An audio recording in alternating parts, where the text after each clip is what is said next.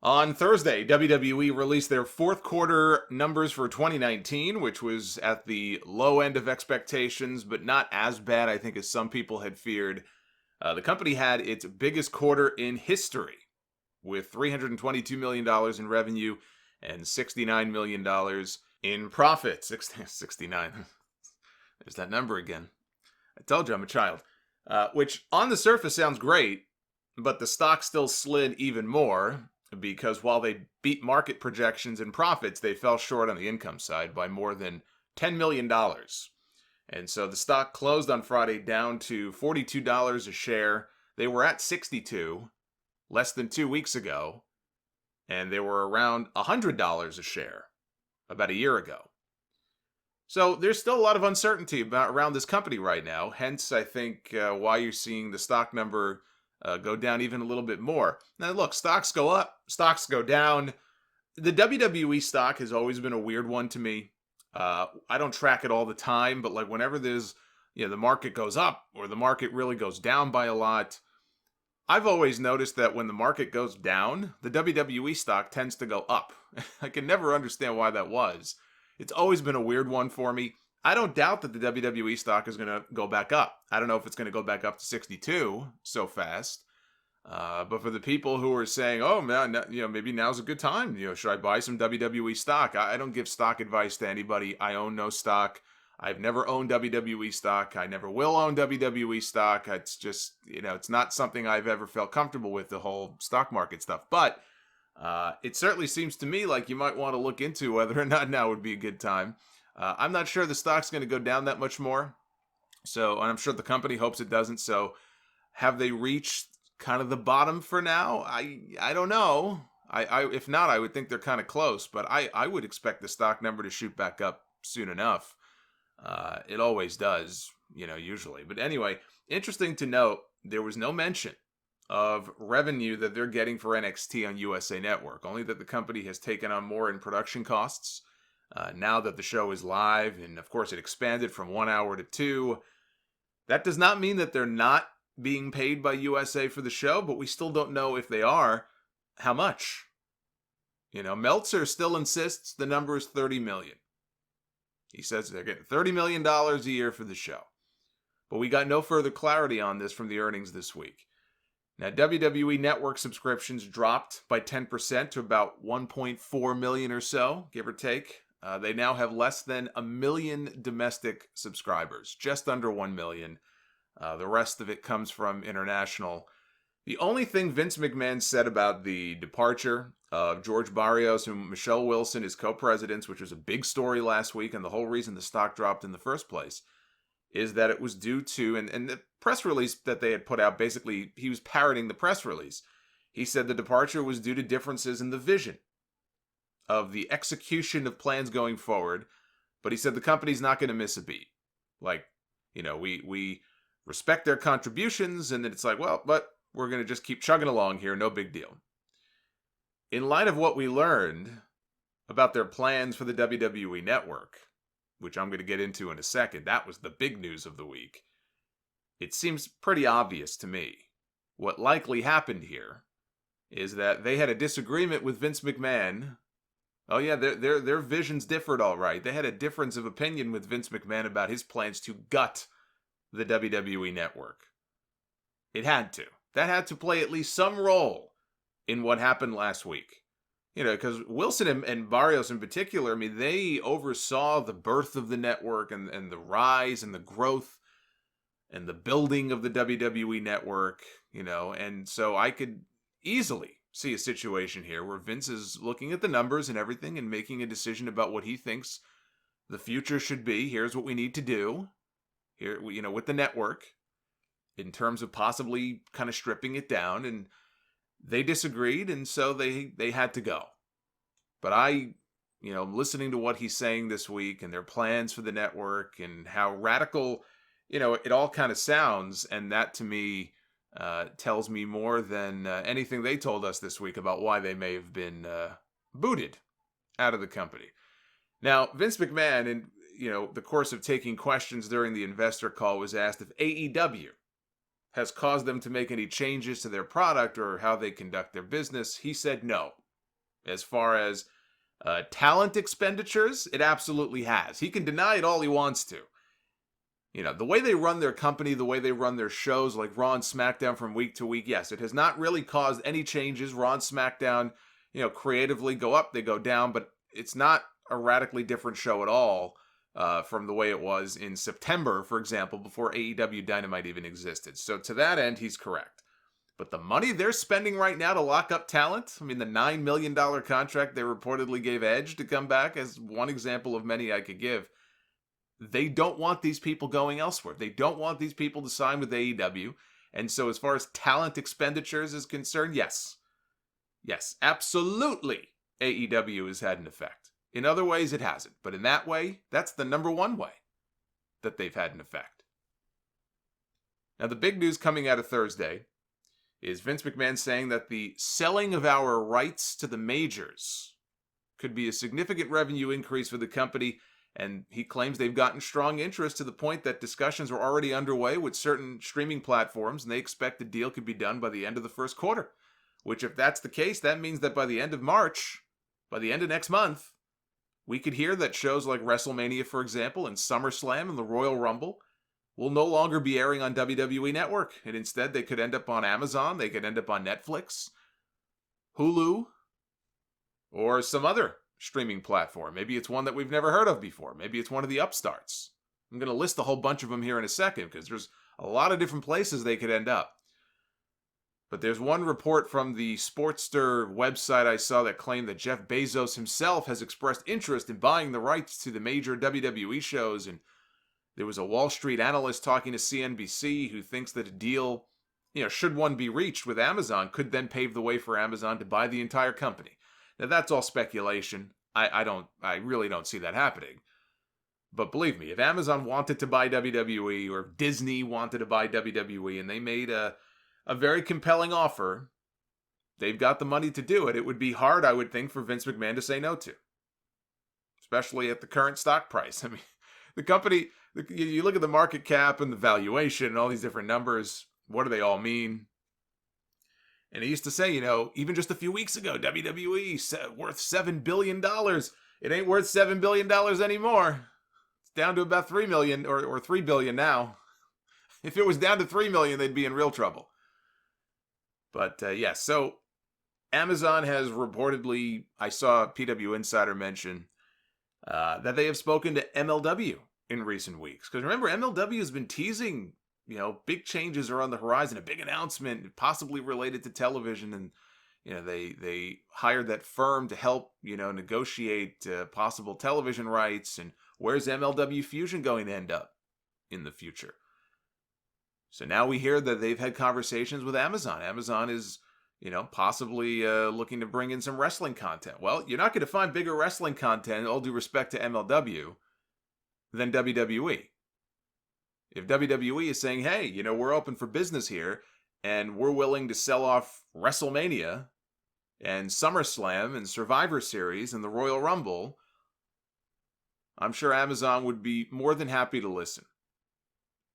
Now, this month marks the 6-year anniversary of the WWE Network. It was February 2014. Remember, we got that first takeover show, Paige against Emma. It was all part of the big kickoff to the networks. That was 6 years ago this month.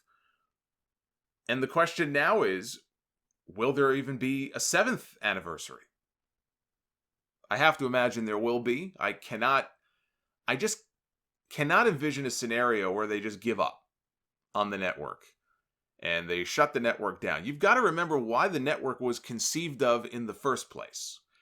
Many years ago, when WWE was leaving TNN and they ended up back on USA Network, but they were in a very tough spot, where they were not getting the level of interest that they had expected to. So they kind of had to take the deal that was given to them. That was where they were no longer really going to make money off the ads. It was a good deal, but not a great deal. And I think what happened is it really spooked Vince McMahon, who said that we're never going to be in that situation ever again. We've got to do something to protect ourselves as almost like an insurance policy to make sure that, God forbid, something happens. We have a falling out with a TV partner. One day Raw gets canceled. I mean, it's never going to happen. But it could, right? Let's say it does.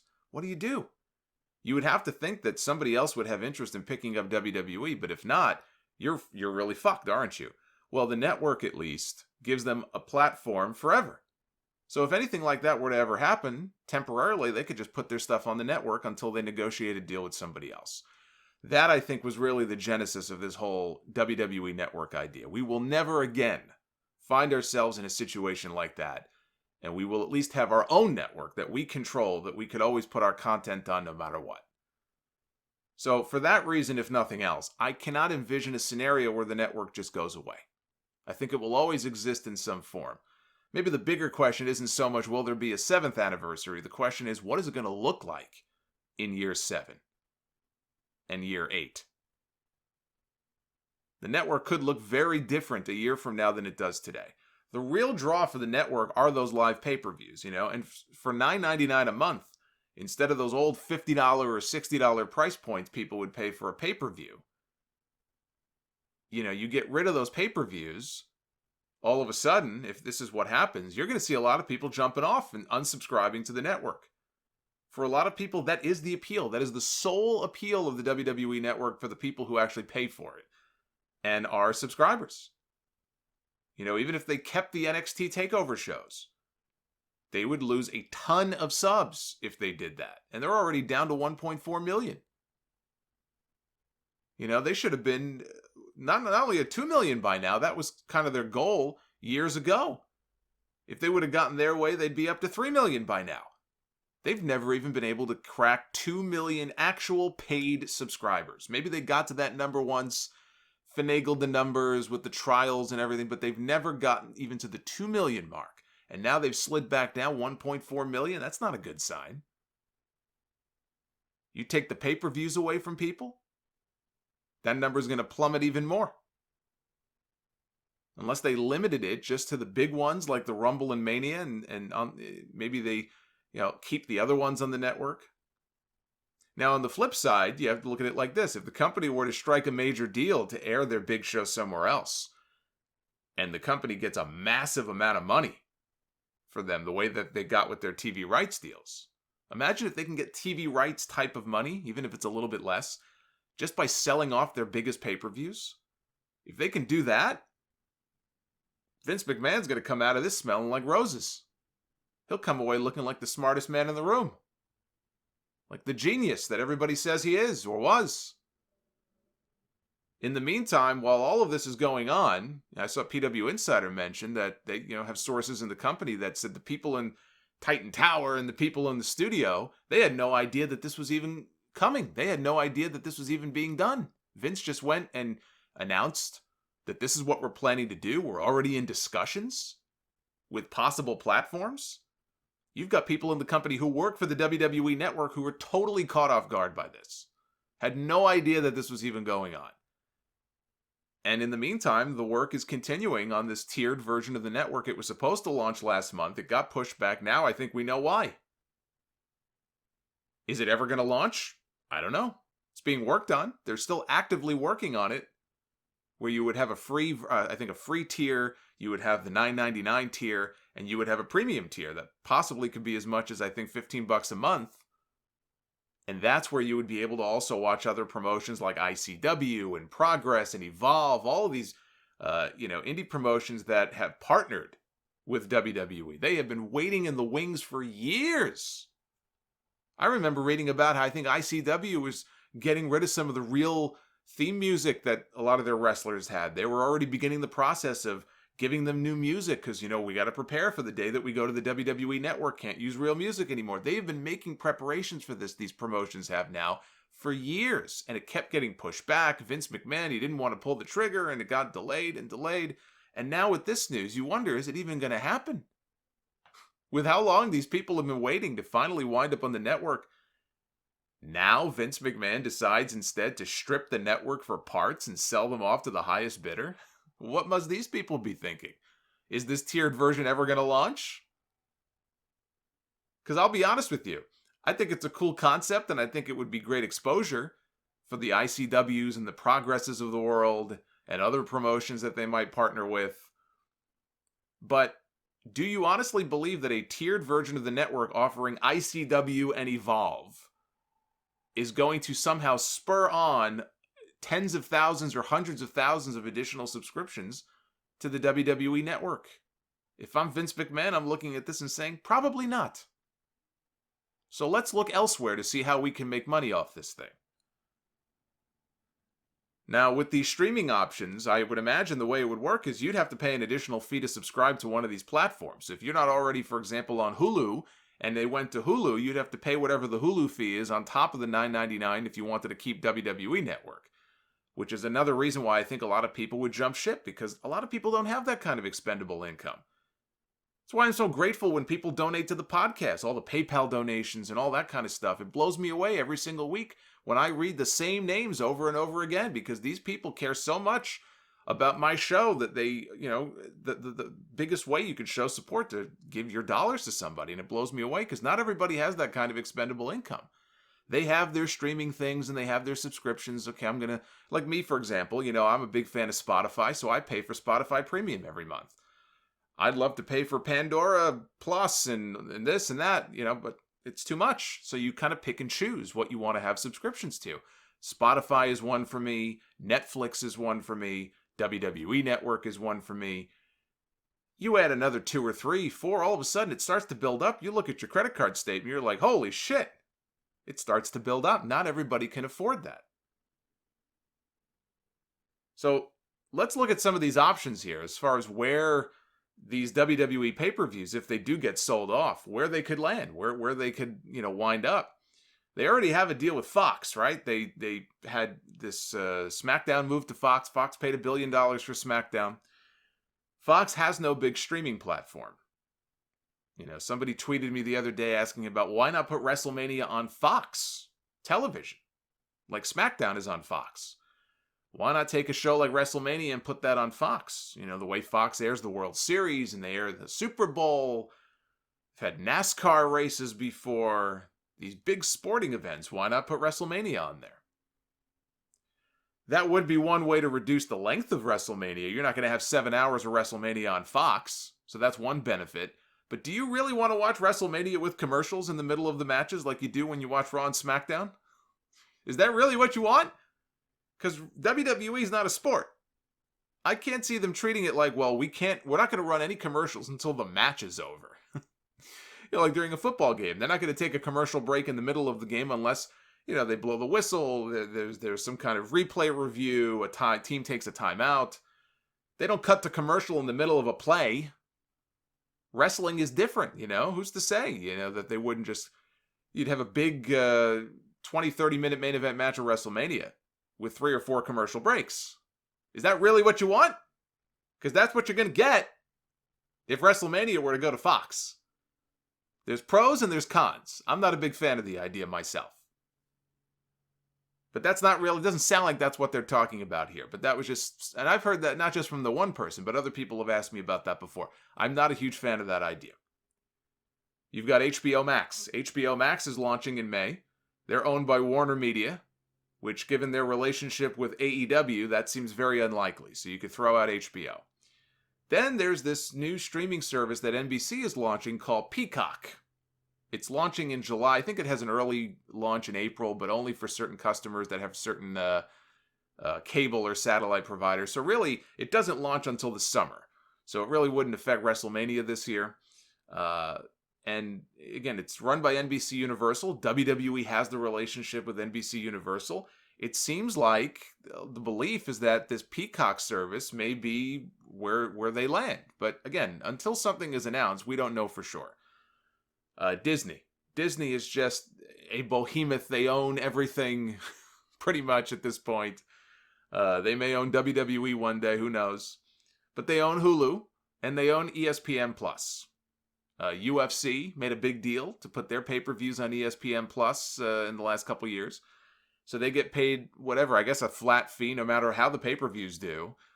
I saw that this Conor McGregor fight that they just had, alone, the Conor McGregor fight had like 1 million streaming buys, more streaming buys than any sporting event in history. And that one show, that one fight alone, the president of Disney claimed added 500,000 new subscribers to ESPN+. That is incredible. There is nothing WWE could do that could ever add those kinds of numbers. So UFC has the relationship already. Could WWE wind up there? I guess it's possible. I don't think that there's any kind of exclusivity thing that would prevent that. What the likelihood is, I don't know. I mean, we've had WWE content on Hulu, so there's that relationship. There's Netflix, kind of the mother of all these streaming services. WWE's done a little bit of work with Netflix before. I know, I think WWE Studios is behind this new Big Show family sitcom that's going to be launching on Netflix. Yes, the Big Show is getting his own show, by the way, if you didn't know that, on Netflix. It's called The Big Show Show. And he's the father of a bunch of, I think, teen girls. I forgot the whole premise, but I don't even know when it launches. I would think it probably launches sometime this year, either this year or next. So is Netflix a possibility? It's got to be on the table. And then there's Amazon. And we've heard a lot this week about Amazon and possible interest in pro wrestling content. So this is going to be a very big story to follow, because this will fundamentally change, I think, the future of this network, and whether or not people decide to kind of give up and say, hey, peace out. That was the only reason I wanted the network for. I could watch the pay-per-views for cheap. You take the pay-per-views away, I no longer have any reason to subscribe to the network. You know, it seems less likely. There's also the possibility, you can't discount this, that WWE could just be like, hey, we're going to go back to the old pay-per-view model. That would be a non-starter for everybody, I think. That'd be a non-starter for me. There's no way I'm paying $50 or $60 a month for every WWE pay-per-view. Those days are over. I'd find some other way to watch them. No way am I doing that. And I'm not the only one, I'm sure, who feels that way. So I would think they understand that. You can't give that to people, give it away for $9.99, 3 months free, you get the pay-per-views for free, and all of a sudden, well, we're going to go back to charging people $55 a month. That's not going to work. So I don't think that's going to happen. I like the WWE Network. I love the availability of all the classic content. I never have a chance to watch it lately, it seems like. I saw they just added a whole dump of new episodes of Primetime Wrestling. I've been meaning to watch that. They have all the Coliseum home videos, and of course the archives of all the Monday Night Raw episodes, Monday Nitro, WWE pay-per-views, WCW, ECW. The wealth of classic content that they have on the network is breathtaking. All the hours, and that doesn't even include everything. See, I think, you want to know what would turn the WWE Network around? I think the reason that people have been fleeing and people have not been willing to subscribe, they still have not added Wrestling Challenge and all those old episodes of Superstars. They gave us 1 year of Superstars, not even the full year. 1992. What happened to all the other years? People have been crowing for Superstars and Wrestling Challenge for years, and we still don't have it. You put those two shows on the network, you'll see 5 million subscribers. I guarantee it. Oh my goodness. But I like the classic content. I like having access to it. At any given moment, I could just bring it up. I can bring it up on my phone. I can bring it up on my TV. I can bring it up on my laptop. That and the live shows. That's why I subscribe. The pay-per-views and the classic content is why I subscribe to the network, and I have since day one. Now, one of the things I love about the network are the original features and the documentaries. And there is another great example of that coming up next weekend. This was the other news that you may not have heard this week, is that next weekend is the premiere of a new series looking at the Ruthless Aggression era of WWE from 2002 to, for me, Ruthless Aggression really goes from 2002 to 2005, I would say. First episode drops next Sunday on demand, starting at 10 a.m. Eastern. So you can watch that first, and then you can listen to the Sound Off 6:39 in the afternoon, and then watch NXT TakeOver Portland that night. See? So you got your whole Sunday structured already next week. Not a bad way to spend your Sunday. New episodes will then be uploaded on demand every Monday thereafter at 10 a.m. Eastern, starting February 17th. So we get the first 2 episodes next week on back-to-back days. They say the series, quote, picks up where the Monday Night War docuseries left off, detailing the prolific, if turbulent years that followed the Attitude Era after WWE won the battle for Monday Night Supremacy and absorbed its top rival WCW. I love that. They absorbed WCW, like they're the Thing or the Blob. I think the Blob is probably a more accurate reference, right? That's what the Blob did. The Blob absorbed people.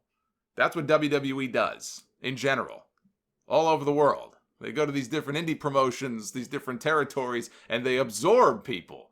They absorbed WCW. So it says, famous for giving rise to legendary superstars like John Cena, Brock Lesnar, Randy Orton, and Batista.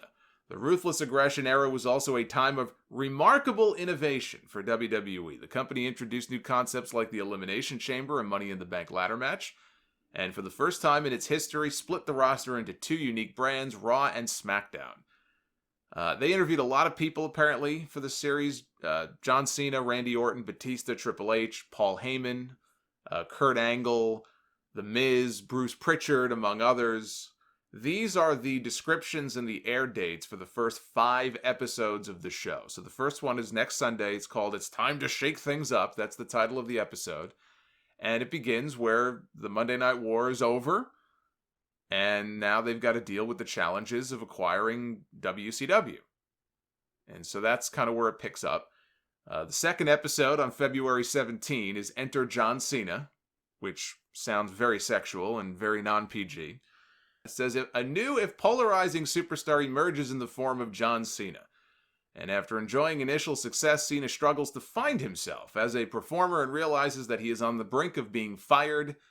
That is, until his adoption of a new persona launches him to new heights. And that is true. John Cena was on the bubble. John Cena was going to be cut in 2002 from WWE. Until they had that Halloween party skit on one episode of SmackDown, and he dressed up as Vanilla Ice, and he was rapping, and he got Stephanie McMahon's attention. And that's what saved his job. Episode 3 on Monday, February 14th is titled Evolution, covering exactly what you would think, the Evolution faction. Episode 4, airing on Monday, March 2nd, is The Next Big Thing, chronicling the rise of Brock Lesnar.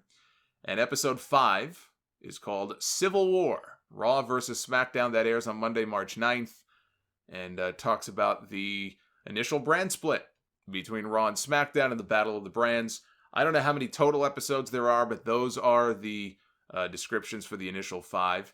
And as I said before, one of the things I love about the network, I can't say enough good things about their 24 specials, even stuff like Table for 3 and you know, Drive-By, or not Drive-By, Ride Along. There you go. That's a very different kind of show. WWE Drive-By. Maybe they could add that this year. But yeah, they have a lot of great original content done there, and I think people are going to enjoy. This sounds like a good series. You know, it's nice to have something that isn't the Attitude Era. So instead, they're going to cover the Ruthless Aggression Era, which I don't think gets enough attention. I think it's actually a very underrated era.